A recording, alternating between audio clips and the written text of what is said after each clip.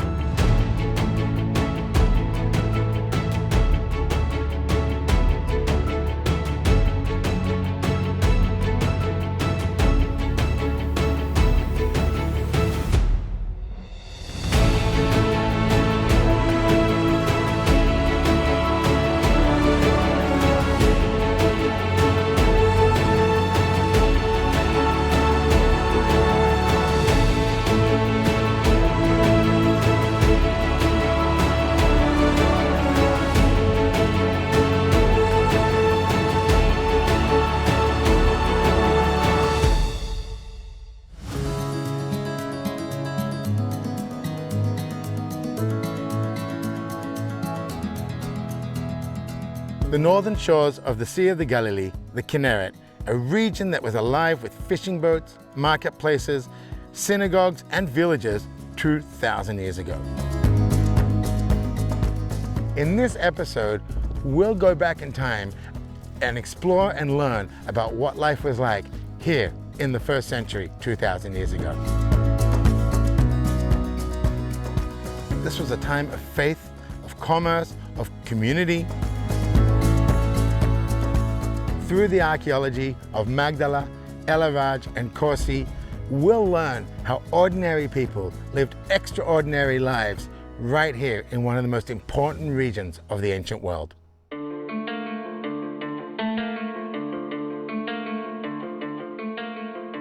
Good morning and welcome to Magdala. Right here on the shores of the Kinneret in the northeast part of the water, we are sitting and looking at the premier port and industrial hub from 2,000 years ago. Walking around the excavations here at Magdala, we can really see the size of the city and showing us that even for 2,000 years ago, this place was a big city. Clearly had some significance to the region, to the life and times of Jesus, and the entire story of Israel and Judea during the Second Temple period. Beyond the cacophony of the fish market and the sounds of the merchants, the Aramaic, the Greek, and the Latin, all being spoken at the same time in this one city, you have the heart and spiritual center of the city, and that is the Beit Knesset, the synagogue. One of the most significant things about the synagogue, the Beit Knesset, here in Magdala, is the date. It is one of the very few synagogues throughout the entire world that is dated before the destruction of the Second Temple in 70 CE. At the centerpiece of this discovery is the Magdala stone, one of the most profound discoveries in the Galilee.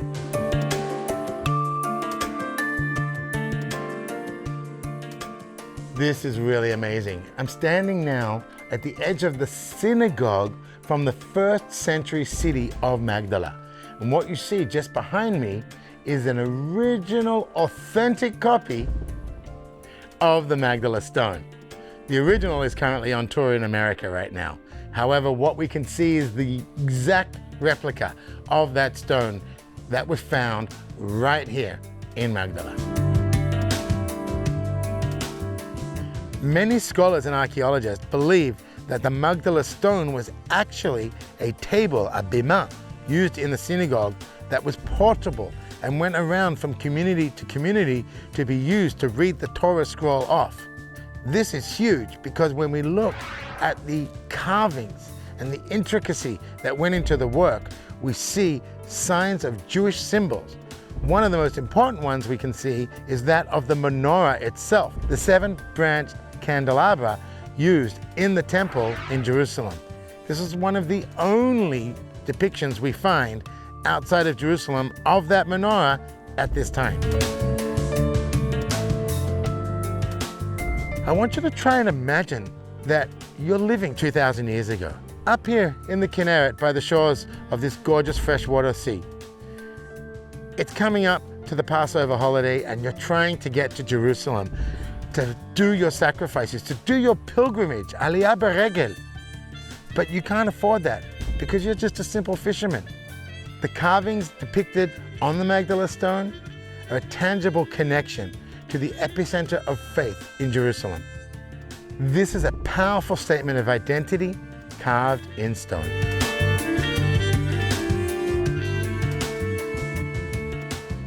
The deep devotion of this community is evidenced further by the discovery of so many mikvaot, or ritual purity baths, found here in Magdala.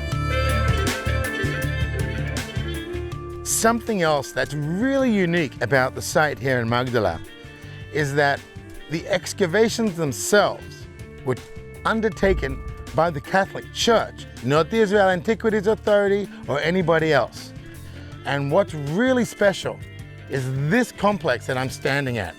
Yeah, the mosaics are beautiful and the structures are beautiful, but what's unique about this complex is that it's one of the only ones found around the entire Kinneret from this period 2,000 years ago. And what we're looking at is an entire complex of mikvaot, ritual baths. The discovery of these mikvaot teaches us that the community was highly devoted to their faith. You see, before and after they would go fishing, they would immerse in these ritual baths for purity reasons only, showing us that the intertwining of sacred and daily lives was such an integral part of living here in the Galil. One of the really exciting things that they found here in Magdala during the excavations is what I'm standing over. The complex is an ancient harbor. It's actually minus 208 meters below sea level, but that is not what makes it so unique. What's unique is finding such a harbor right here on the shoreline, because what it shows us is that Magdala had a large fleet and that fishing was a major part of their economy. And the fact that we see this today is really exciting to understand how their lives were on a day-to-day level.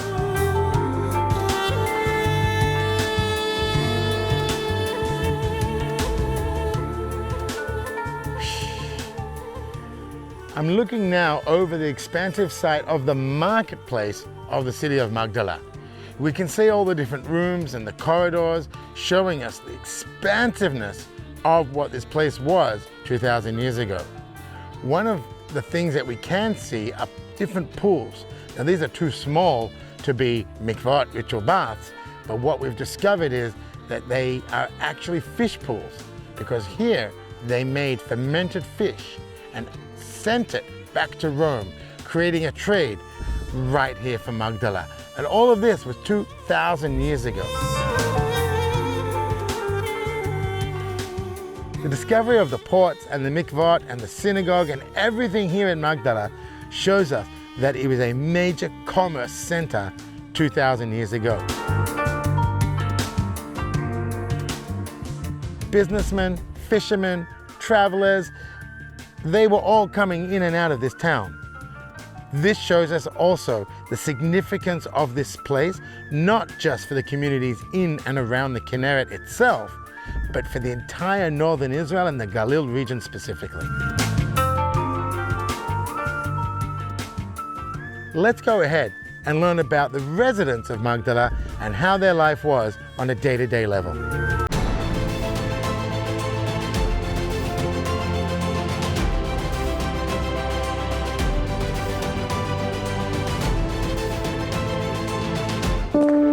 Imagine walking where Jesus walked, where faith comes to life. Feel the Bible story unfold around you, from the green Galilee to Jerusalem's ancient streets. Experience the serene and welcoming land of the Bible, where miracles happen. Put your heart where His footsteps are. Visit Israel.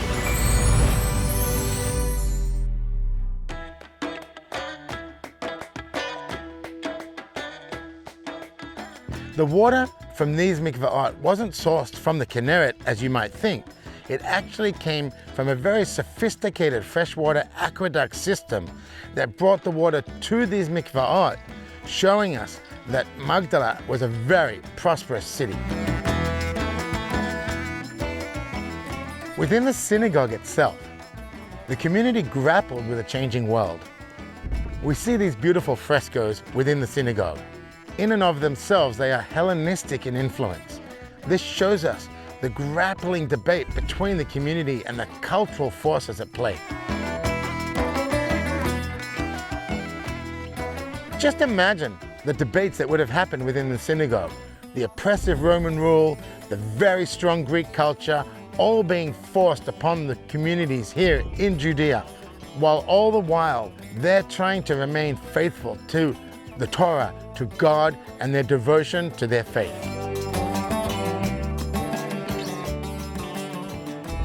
A fascinating, lesser-known find here in the residential area of Magdala was a small weight, and on that weight there was a Hebrew inscription.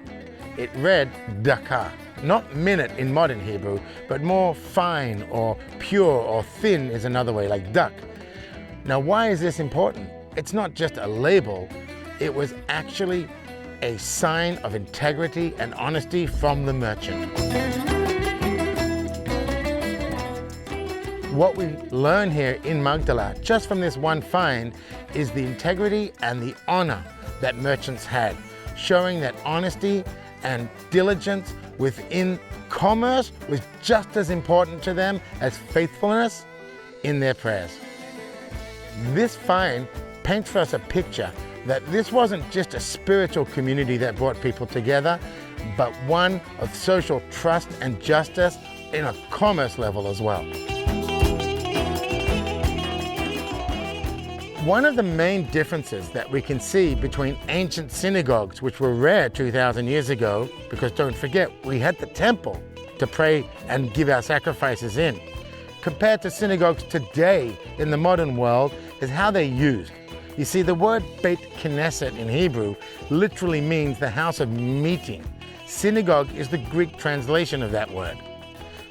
In ancient times, people would gather to meet, to learn, and not just to pray in these buildings. In modern times, you will find that it's mainly and only used for prayers, with meetings and other festivities in the synagogue happening in different rooms, not the main synagogue room itself. Through decades of excavations, archaeologists have discovered so many wonderful artifacts and sites that give us an amazing understanding of what life was really like in the first century here in the Galilee. We see how family life and family purity was such an important and integral part of life itself, with the men going to work, and in this particular place they would have been fishermen or working possibly by the harbor.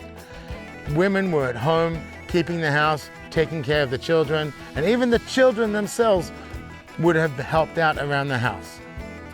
The units show us how close people were, how important it was to stay as a family unit, and how as a community together they were able to thrive, prosper, and live peacefully amongst each other. Through the discoveries of so many mikvaot and Beit Knesset and synagogues here in Magdala, we see the family unit being a core value of the community. These same core values that strengthened and united the family unity so many years ago here on the shores of the Kinneret are what helps unify the Judeo-Christian world of today through family, community, purity, and faith.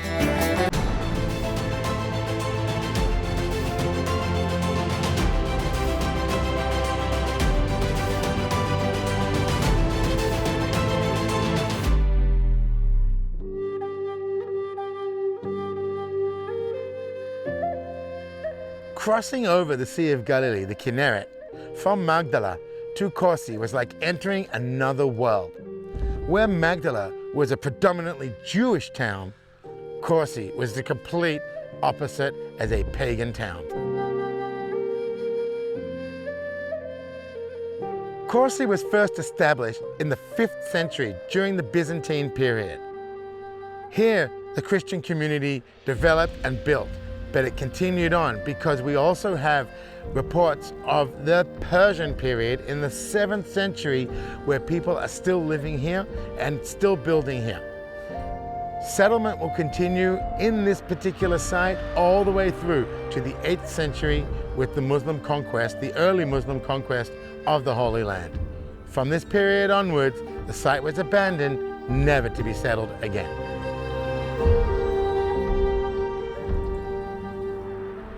The church that you see behind me is what remains of the Byzantine church that was built 1,500 years ago. You see, it's special because it's the biggest Byzantine church found anywhere in the Holy Land.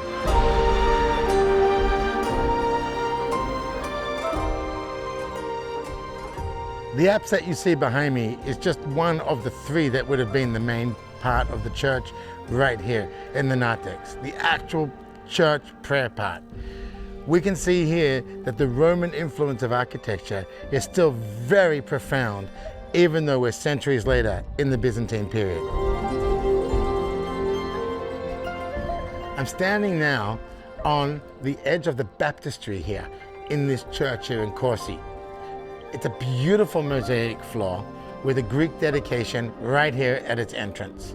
And what's unique about this particular one, beyond its beauty and mosaic and effort putting into it, is that it's actually located at the very back of the church. Most times you would find it perhaps in the atrium or in the front of the church.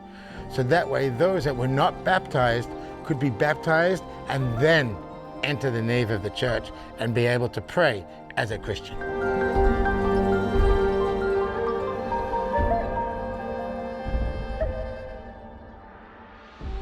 I'm standing now in the facility of the olive oil presses.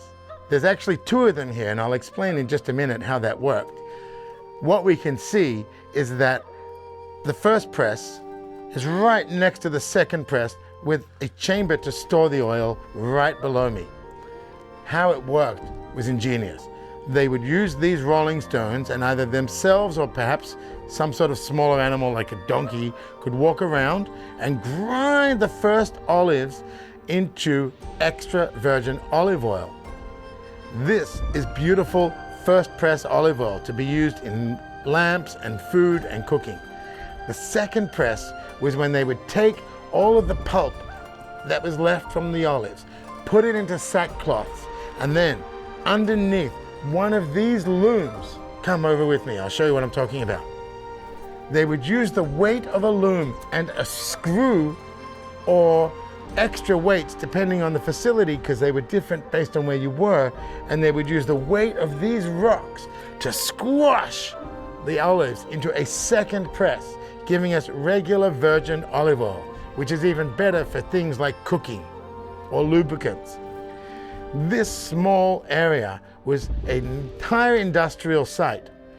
Such a facility like this olive oil press or presses shows us that these people were empowered to support themselves and do whatever they needed to be able to financially survive in this ancient world. The reason this particular site was chosen as a holy site for Christians and why they built the church is because of the miracle of the swine.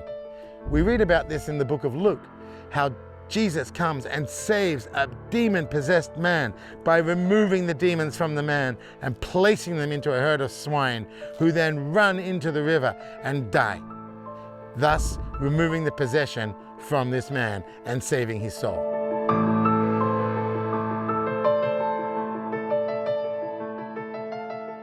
Between the 5th and the 7th centuries, when Kursi was at its peak, it served thousands of pilgrims that came to visit here. One of the unique things about this particular location is the Roman bathhouse that you see behind me. It is a sign of luxury, and it provided the guests and the visitors here with something above and beyond the usual pilgrimage visit. It's over 100 square meters in size, and it is fed by a spring directly into the bathhouse. Well, at least it used to be. Today it doesn't flow, but it did then. And it just shows you the length and the breadth of effort that was put into these sort of places, so far away from the center of the country, but yet so crucial to the story of Jesus and Christianity.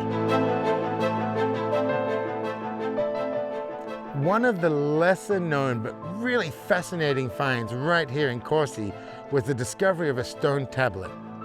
Now, the artistry itself is crude, much less refined compared to that of the Magdala stone found across the sea.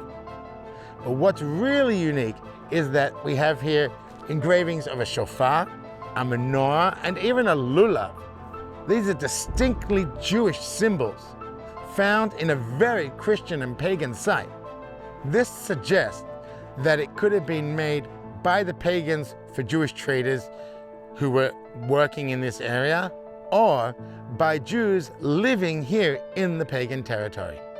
This single artifact highlights the essence of what Kursi was, the blending and the clashing of different cultures. Here the Jews, the pagans, and later on the Christians met and traded, and they left their mark on the storied shoreline of the Galilee.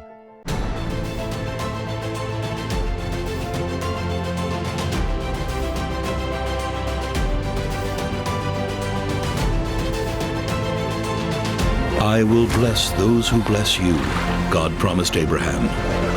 Embrace this covenant by connecting with the people of Israel.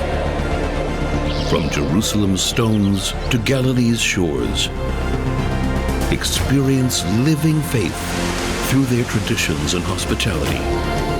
Your journey is more than visiting biblical sites. It's about hearts that welcome your friendship. Your presence matters. Discover Israel.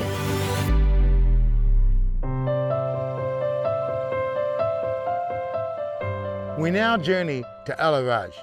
This site embodies the actual essence of archaeology. We go back to look for the original Beit Saida, the hometown of Peter and Andrew and Philip. You see, the site of Beit Saida and Araj has been elusive to archaeologists for decades, if not centuries. It turns out the problem wasn't a biblical issue, but a geographical one. The 1st century historian, Yosef ben Mattatyahu, who you might know as Josephus Flavius, writes about Beit Saida, and he tells us that it is located in the northeastern section of the Kinneret of the Jordan Delta. But where is it? It's disappeared. He writes that it's disappeared.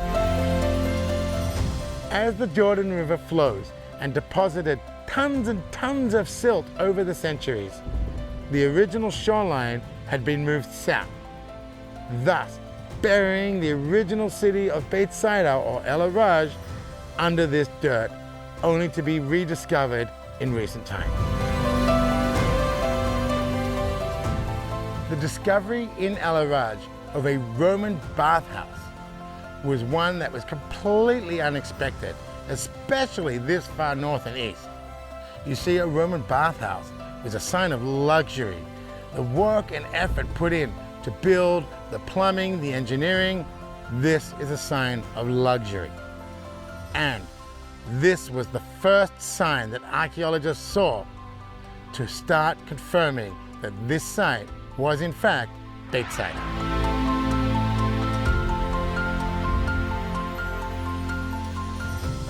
Even more telling to the archaeologists was the discovery above the bathhouse, and that is of the Byzantine Basilica.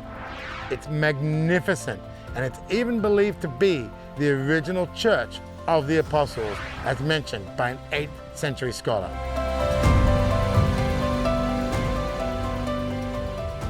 The strata at Araj showing us a Jewish village, a fishing town, a Roman city, and then a Christian pilgrimage site, all on one tell.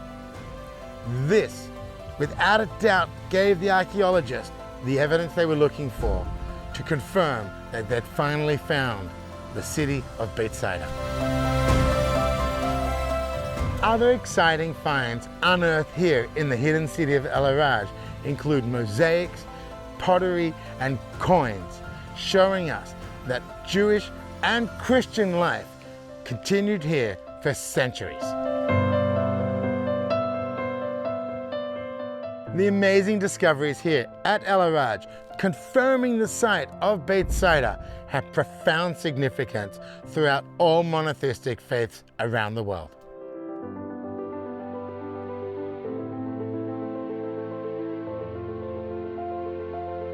Modern Israel, it wasn't built overnight. Behind the headlines and historic moments are the institutions that laid the groundwork for a functioning nation. From the forest and farmland planted by the Jewish National Fund and the global rescue missions of the Jewish Agency, every piece had a role. Egged buses connected remote communities, while Israel Railways linked cities. El Al, the national airline, became a symbol of independence in the skies. Together, these efforts turned a dream of an independent Jewish state into a working society. This is the story of how a modern nation rose, one bus route, water pipe, and factory at a time.